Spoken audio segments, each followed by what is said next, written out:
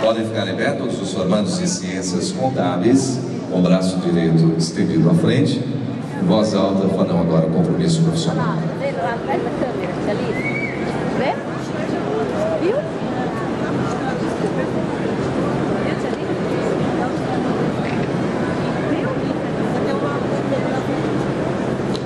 Juro perante Deus e a sociedade cumprir leal e devotadamente os deveres e atribuições inerentes ao sagrado grau que ora recebo, tudo fazendo pelo desenvolvimento das ciências contábeis, pelo progresso e prosperidade da pátria brasileira.